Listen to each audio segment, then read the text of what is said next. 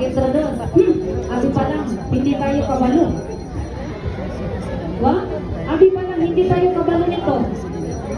Oh, yes, ma'am. Opo. Pareho, ma'am. Okay. No? In fact, Ang sunod, kamay sunod. my pillars are my parents.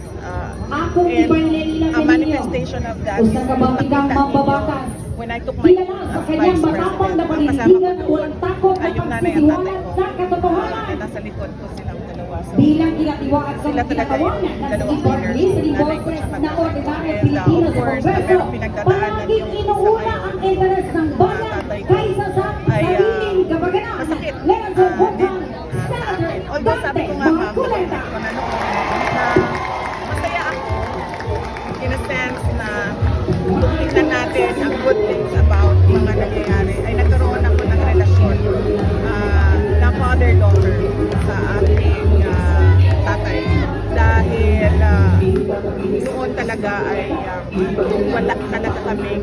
Hindi kami nag-uusap, hindi kami nagkita. Kahit nung siya ay pangulo, mabilang mo lang kung ilang beses kami nagkita. Pero doon sa Hague, halos 2 weeks kami araw-araw na nagkita. And that was the most in my entire lifetime na mahaba ang usapan, na peaceful ang usapan, walang nag-argue, walang nag-aaway. And masaya ako na gano'n. Nandiyan pa rin naman siya, he's still a pillar. It's just that physically malayo siya.